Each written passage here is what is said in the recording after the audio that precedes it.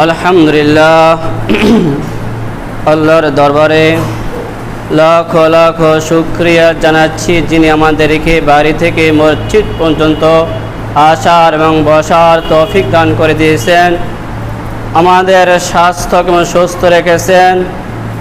যারা এখনও রাস্তাঘাটে দোকানপাটে আশেপাশে যারা ঘুরছেন, তাদের মধ্যখান থেকে আমাদেরকে যে আল্লাহ রব্বুল আলামিন আমাদেরকে কবুল করেছেন, এতে আমরা খুশি না বেজার। মুহররম মাসের প্রথম জুম্মা দীর্ঘ একটি সপ্তাহ পর যে আমরা মসজিদে আসতে পেরেছি, আসুন উচ্চ কণ্ঠে আওয়াজ করে উচ্চ সুরে পড়ি আলহামদুলিল্লাহ।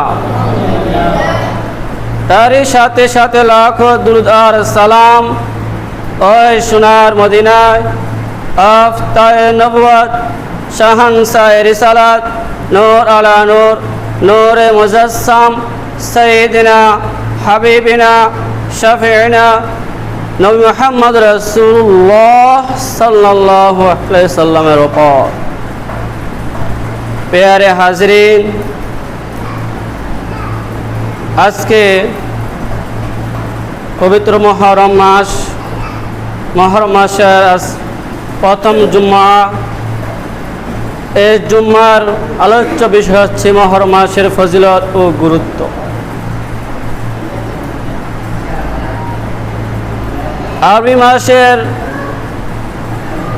আরবি মাসের হিজরি প্রথম বর্ষ এবং 1445 হিজরি।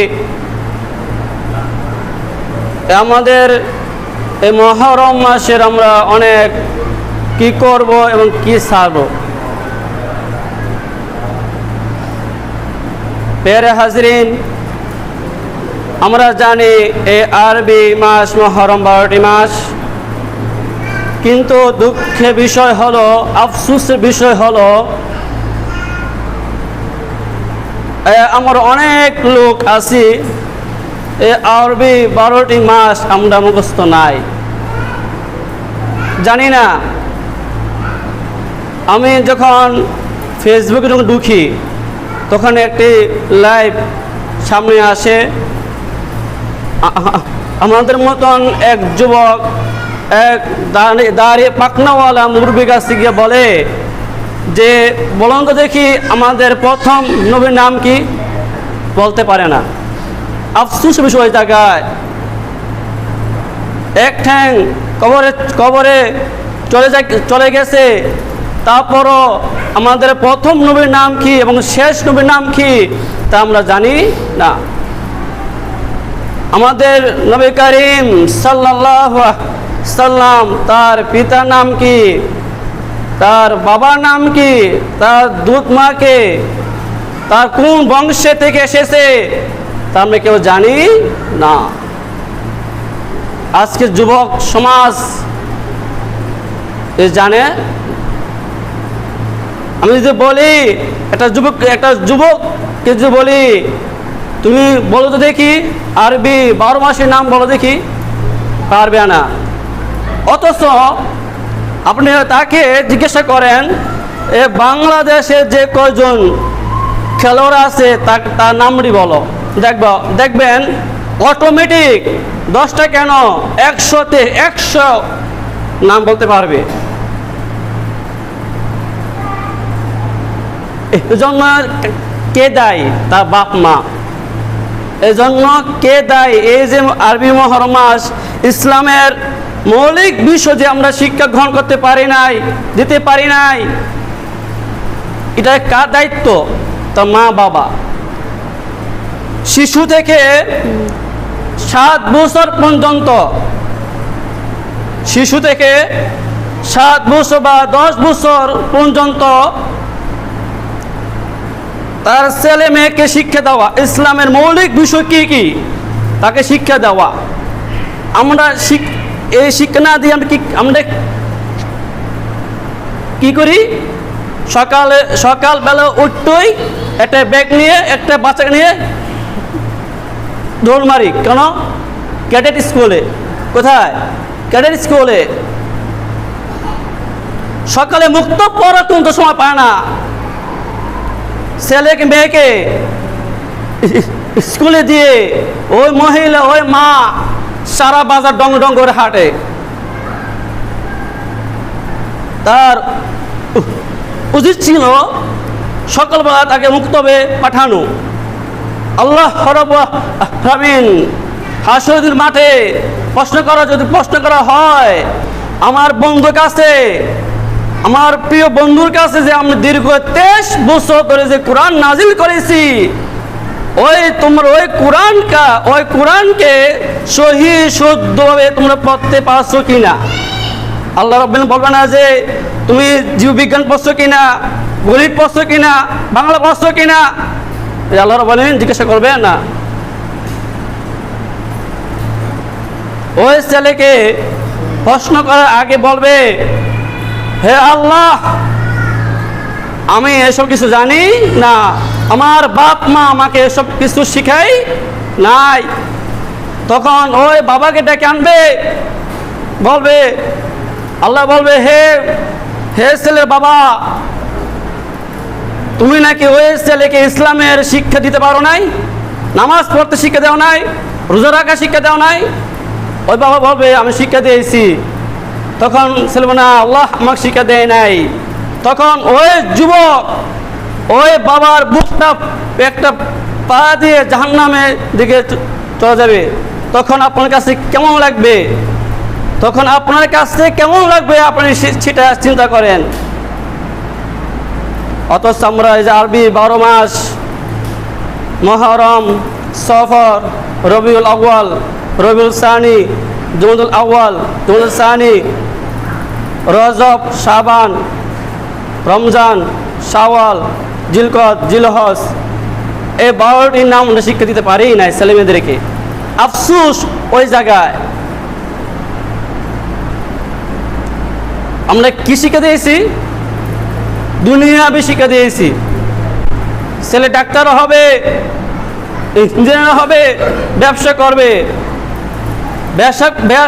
ঠিক আছে, আপনাকে কোরআনকে শিক্ষা দেন, আপনি আরবিতে শিক্ষা গ্রহণ করেন, ডক্টর, ইঞ্জিনিয়ার শিক্ষা দিতে বাধা নাই। আগে আপনি আপনার ছেলে মেয়েদেরকে শিক্ষা গ্রহণ করেন আরবিরা। পেয়ারে হাজরিন, এটা হলো মুহররমের মাস। এই মুহররম মাস অনেক গুরুত্বপূর্ণ মাস, ফজিলত মাস। হযরত আয়েশা রাদিয়াল্লাহু তাআলা আনহা থেকে বর্ণিত, তিনি বলেন, রাসূল আকরাম সাল্লাল্লাহু আলাইহি ওয়াসাল্লাম বলেছেন যে রমজানের রোজা ফরজ হওয়ার পূর্বে আশুরা রোজা রাখা হতো। রমজানের রোজা ফরজ হওয়ার পর রাসূল আকরাম সাল্লাল্লাহু আলাইহি ওয়াসাল্লাম আদেশ করলেন যে যার ইচ্ছা হয় সে আশুরা রোজা রাখবে, আর যে ইচ্ছা না হয় আশুরা রোজা রাখবে না। এটা হলো মুস্তাহাব। এটা কি? পূর্বে এটা ফরজ ছিল। এই রমজান রোজা ফরজ হওয়ার পূর্বে আশুরার মাসটা, মুহররম মাসটা রোজা রাখা ফরজ ছিল। কিন্তু এই রোজা 30 রমজানে, এই রমজান 30 রোজা ফরজ হওয়ার পরে ওই আশুরার রোজা মুস্তাহাব হয়ে গেছে।